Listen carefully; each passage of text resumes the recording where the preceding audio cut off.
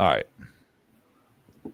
So I'm going to break down and this is kind of a little casual breakdown here, but I got a lot of plays listed, but they're kind of going to be consecutive, right? Because there's certain things that I want to break down in kind of context here. Let me see if I can get my mouse cursor. Actually, oh, you can't see. Why is my mouse cursor is huge on my screen, but it's so tiny on this one. But I can see it. I don't know why. That's going to be frustrating. It's usually bigger. Let me see. Nope, that doesn't help at all. All right, cool. Whatever. All right. What I want to show you here is this is about just the kind of the overall pocket presence. And are you able to see that pretty well on the screen? Video? Yeah. Yeah, it's not too small. Okay, cool. All right. So here's where the pocket's going to collapse around Raiola in this, right? And they're rushing C4, but look at the edges. Right now, right here, right? This is where Raiola needs to kind of step up as soon as those edges start collapsing. This is kind of what we're talking about. Just this is one of those things that's easily fixable for him. And we're talking about the things that can easily be fixed. CJ Stroud learned this early on, weeks 1 and 2 weeks into the NFL season of his rookie year. He started talking about stepping up in the pocket, stepping around, getting to your spots before the defenders get there. Sometimes I just think he's trying to make a little too much happen because he's putting too much of the team on his back. And I want him to get a little bit more trustworthy of some of his teammates making individual plays because of the talent that we have. So right there, there's an option to step up here and create some space. But again, I mean, really outside of this, as soon as there's some routes coming across, or as soon as these guys are breaking, he's already being flushed from the pocket, right? He's able to kind of create that opening, but a little late, errant throw. I just kind of wanted to tuck that away there. Now, if we're kind of also look at your tackles on that play. Oh, let me go back to that. Sorry. Now, I think this is bad technique, in my opinion. Actually, because this will be better to look at from the end zone view, which is what I'm going to go to next. That's what I was about to pull up, so we can watch that from this angle. So your right tackle is in a 3-point stance on a passing set, and your left tackle is in a 2-point stance. Did you notice that? That's kind of weird. Yep. Hold on. Let's see. Why would that be? Let's watch. Hold on. I'm going to watch this back. Unless there's some type of rule with the tight end shading over the right tackle, but then he motions over and Gunner doesn't get down. Yeah, I think it's where it could be where they're positioned. I got to see it down the line. It could be where they're positioned, but the left side still gets blown up. That's number one that we're talking about. Typically, you have a big drop step. That's the basketball term you would use, but it's that big step backwards where you're gaining ground and not letting them.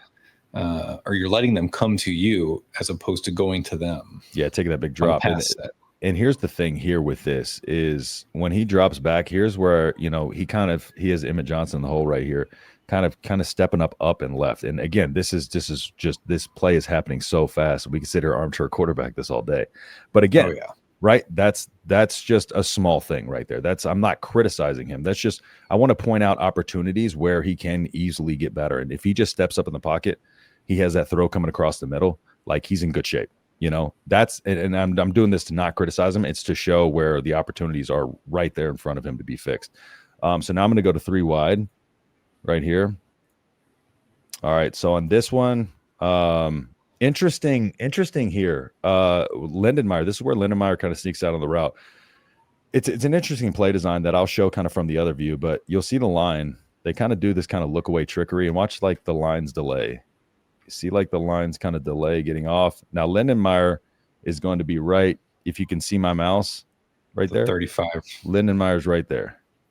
Right at the 35-yard line, pushing this guy. But I don't know if he's supposed to be on a route in this play because he falls down, right? He gets up and he kind of looks over at Dylan. He's like, oh, and he runs out for the route. Dylan's able to look back across and find him. That's a heads-up play by Dylan right there. To look back across the field and be able to find him wide open right there. But Lindenmeyer, I'm like, is he supposed to go out there? Because he kind of hesitated for a second. It's almost like he was trying to. Actually, I have no idea. I thought it was maybe going to be like a block, and then release. But unless he maybe thought, since he was running the other direction, he didn't release. I was thinking maybe it was a block and release, and now maybe he was going the other direction, didn't think he was going to be able to turn back and get him. but heads up on him. He starts getting down the field. I'm just curious to know if that was an actually route he was supposed to run or just a heads up play by him, because that's a big time play if that's just a heads up play for him to get up there. Oh, also something to have in the repertoire. Huh? That's rough to watch. Also to have just the opening series too. And then here is from the other angle, but you kind of see the look away kind of thing that the line's going to do. So I want you to watch this right here, right? He kind of looks inside, and then out, right? And then he's like, okay, like almost like he's where he's going to like trying to look away where he's going to block. And this side of the line, I don't know if this is kind of like a trying to lull them to sleep type of thing to let the play develop. But watch this right side of the line here. Same thing here. You see they kind of look. I think they got the wrong every single one of them goes outside. So you see them look in and then they all look out. So the eyes weren't where they needed to be. So that was a confusing play when I was watching that one back. So I'm curious to see. Yeah, Teddy started blocking when Dylan had caught the ball. He didn't move out of his stance until after Dylan caught. Correct. Now we're going to move a little bit forward. Oh, yeah, no. Let me go to 4. Sorry, I skipped over 1 here. So we're going 4 end zone. Yeah, okay. So this is a misdirection play that I really like here. They run these orbit motions all day. Never did anything with it. Yeah, so I like the misdirection, but I'm going to show you the opportunities that this creates. I'm going to let the play run first, right? There's Mackay getting up the field, but I love the opportunities that this creates because I'll show it to you from this angle first. So you're going to see him come across. Mackay's in the backfield. He's going to settle down, bring it back around. He's going to fake the handoff to the outside left, hand it off to Mackay on the inside, and you see the blocking here setting up pretty well, right? You see the blocking setting up well. Now, these are the type of plays where you can counteract a pass rush that is getting around the edges like they were. Because watch this. You punish this defensive end right here for over pursuit, right? Because all you do is block him out of the play. Now watch Mackay. Boom, he hits that gap. He took himself out of the play because he over pursued trying to get that edge, right?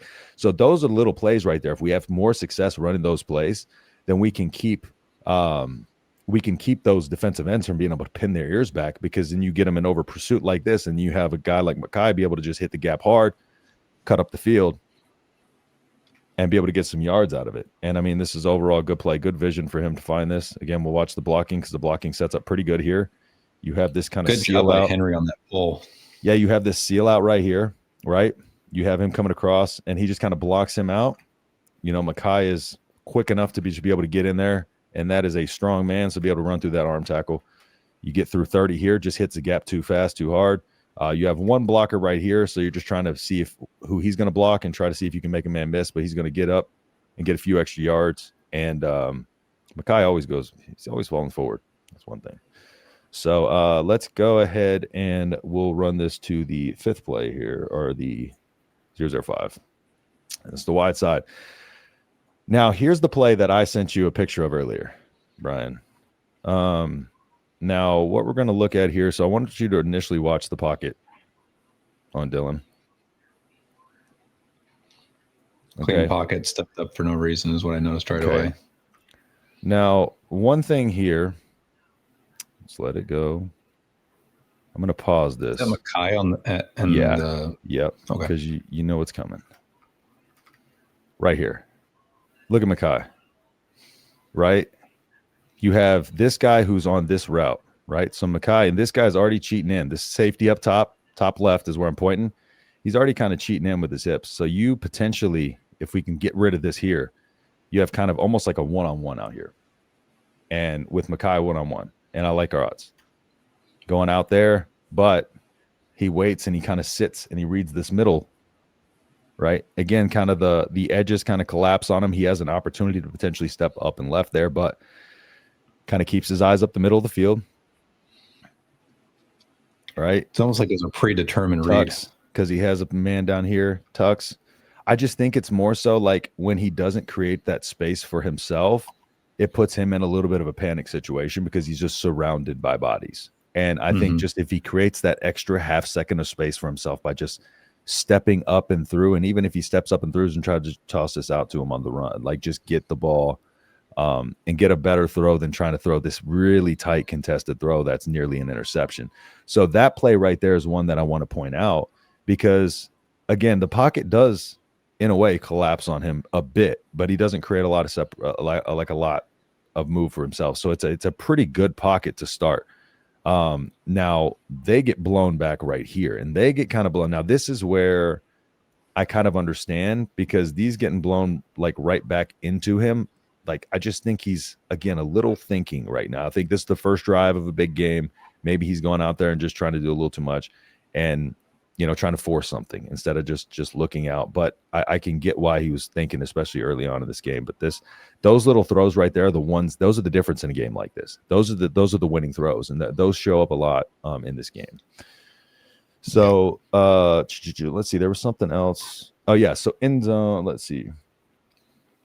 I'm going to show you on the end zone side where kind of I wanted him to climb the pocket on that. So we'll go to 005, this end zone view here, which is the same play. Okay, so you see the receivers going out, and right there is a window for him to step up and through because the line of scrimmage is up here, I think. So he has room to step up and be able to create right there.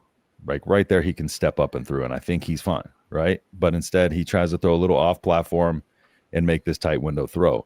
Again, I just think he's trying to do a little too much, or maybe just has that pre-selected read and went to it. So let's go to 6 here. Let's go 006 wide. Hope this isn't too boring for y'all. All right, this one right here.